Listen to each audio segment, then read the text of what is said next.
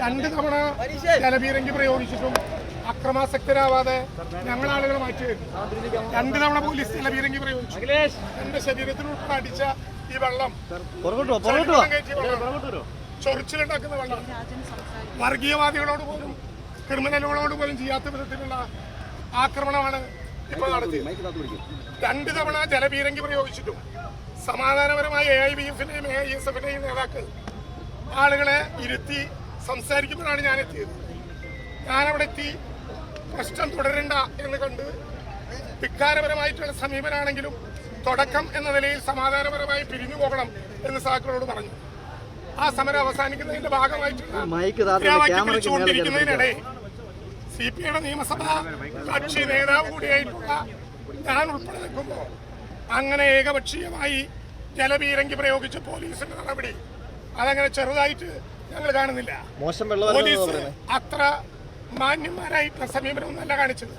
ചെളിവെള്ളമാണ് വിദ്യാർത്ഥികളുടെയും ചെറുപ്പക്കാരുടെയും നേരെ അടിച്ചത്.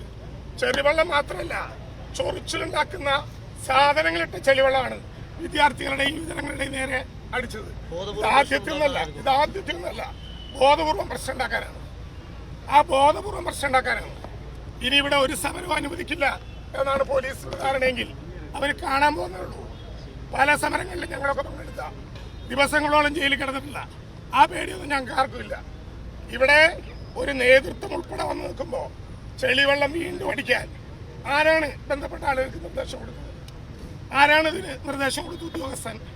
സർക്കാർ അതിന് മറുപടി പറയേണ്ടി വരും. അങ്ങനെ പേടിപ്പിക്കേണ്ട.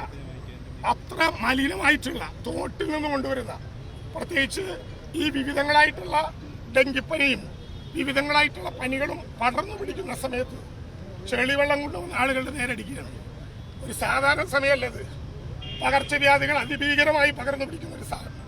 ആ പകർച്ചവ്യാധികളെ നേരിടുന്നതിൽ പരാജയപ്പെട്ട ഒരു സർക്കാർ ഈ ചെളിവെള്ളം കൊണ്ടുവന്ന് ഇനിയും പകർച്ചവ്യാധികൾ ഉണ്ടാക്കാവുന്ന വിധത്തിലുള്ള വെള്ളം കൊണ്ടുവന്ന് വിദ്യാർത്ഥി യുവജന സമരങ്ങൾ നേരിടുകയാണോ?